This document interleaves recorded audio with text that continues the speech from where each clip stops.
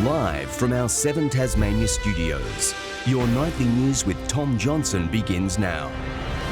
Good evening. Struggling businesses on the Tasman Peninsula have created their own tourism campaign to boost visitation in the region.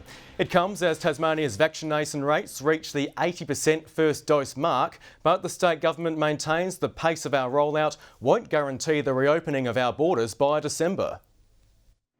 The Port Arthur historic site is one of the Apple Isle's biggest tourism drawcards, but even it has seen a decline in visitors wandering through each day. A typical day at this time of the year would have been getting 1,000 people pre-COVID, and I think we'll get a couple of hundred today. So we're looking at 70% I think of a drop in visitation. Now businesses on the peninsula have teamed up as part of a new campaign, each offering special deals to entice more Tasmanians to make the trip south. We're offering 10% discount off either cafe or gift for any visitors that want to come to the area. There's cruises, there's bushwalks, there's wildlife, there's food, there's wine, there's distilleries, there's pretty much everything our region has to offer. The Tasman Unlocked campaign comes off the back of the state government's tourism voucher scheme, which has been extended until later this month. But so far, less than half of the vouchers on offer have been redeemed.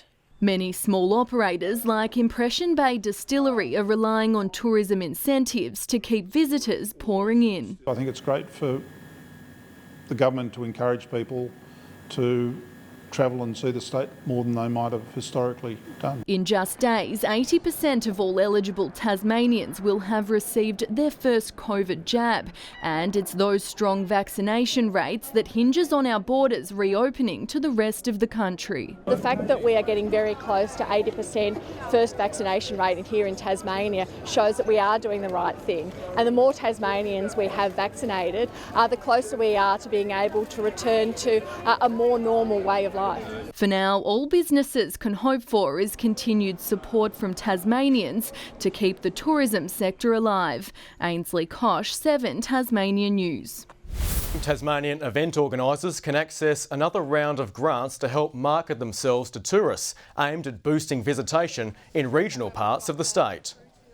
This is about making sure that we are supporting these grassroots events around Tasmania so that they can promote what they have to Tasmanians around the state, as well as those visitors that are going to come from interstate. Grants of up to $10,000 are available. A mass casualty simulation near Sheffield has offered emergency services a rare insight into dealing with horrific trauma scenes. A trio of Tasmanian agencies joining forces for the major exercise they believe will better prepare volunteers. These are traumatic scenes emergency services never want to see. Yet the brutal reality is each one of these 30 volunteers will likely face this exact scenario at some point in their lives. Yeah, they're most definitely confronting for everyone involved. Thankfully, today was an exercise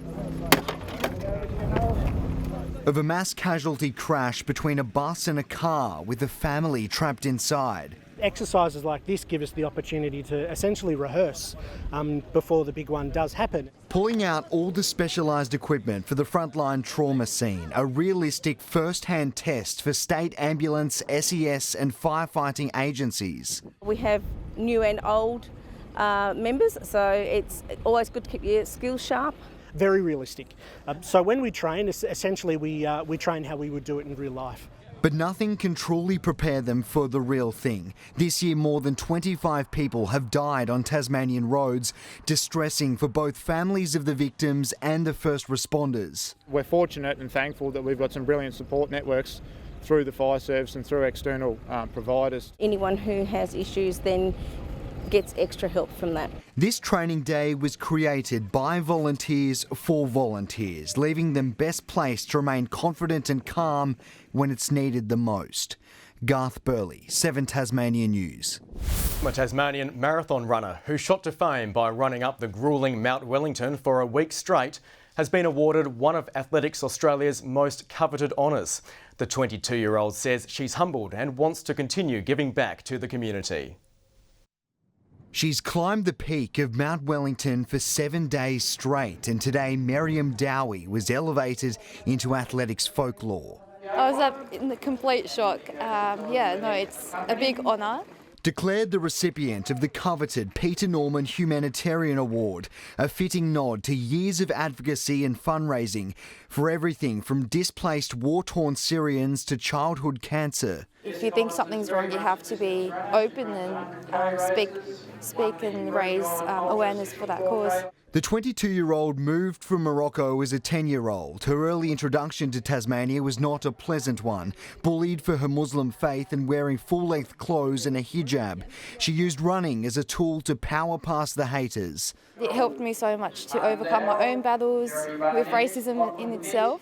Now she stands alongside human rights trailblazer Peter Norman, whose stirring Black Power salute in the 1968 Olympics generated debate from around the world.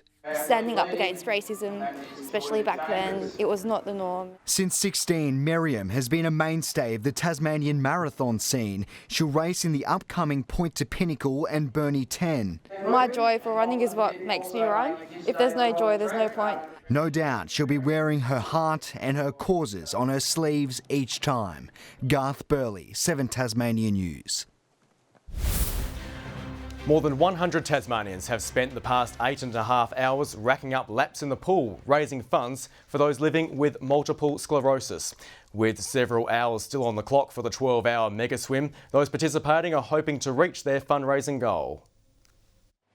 Some swimming for 10 minutes, others for several hours. But everyone in this pool is making a splash to raise some much-needed cash for those living with MS. Everybody knows somebody who's got MS, a friend, a colleague, a family member.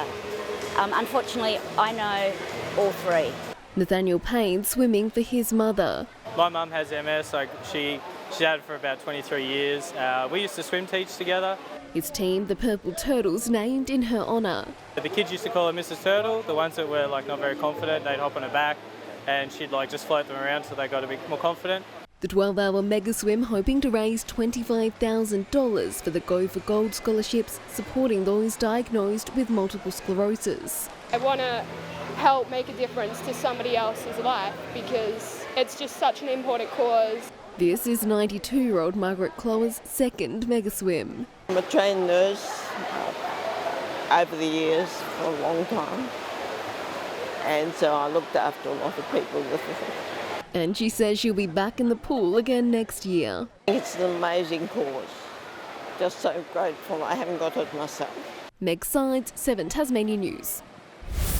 Good evening everyone. Hobart saw a top of 19 degrees today, 18 in Launceston and Burnie and Devonport both 17. Friendly Beach is the state's top with 23 degrees, St Helens and Flinders Island reaching 20, 18 in Grove and Bushy Park, Low Head and Strawn 16 and 10 in Lyowini. Partly cloudy skies can be seen about the northeast today with mostly cloudy conditions elsewhere. Further out, cloud associated with a decaying cold front and a trough is extending from the southeast of Tasmania to South Australia, where thunderstorms develop during the day. Tomorrow, a trough is approaching Tasmania from the southwest, while a high dominates over southern parts of the mainland. West to southwesterly winds tomorrow 15 to 20 knots, reaching up to 30 knots about the lower east, south and the north. And there is a strong wind warning current from Wineglass Bay to Low Rocky Point and from Sandy Cape to St Helens Point, excluding Bank Strait and Franklin Sound. A bushwalkers weather alert is current for the Western and Central Plateau forecast districts and a warning to sheep graziers for most forecast districts. Showers and 14 in Hobart and Richmond tomorrow, increasing showers and 12 in Ouse. 15 and afternoon showers in Launceston, 14 in Devonport, partly cloudy and 13 in Deloraine. Burnie, possible showers and 14 tomorrow, 12 degrees in Strawn, a top of 13 in Curry. And in the east, a shower or 2 and 16 in St Helens, Swansea reaching 15 and 14 and sunny in Whitemark. And the UV is classified as moderate across the state tomorrow, reaching 5.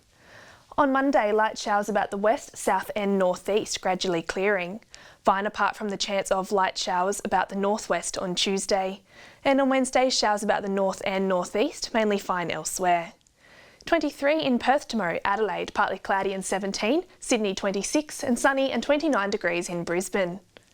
And currently Hobart 16 degrees and partly cloudy, and Launceston and Devonport both 13 and mostly cloudy. And Tom, looks like there's some stormy weather on the way. Not what I wanted to hear, but thank you anyway for that, Chelsea.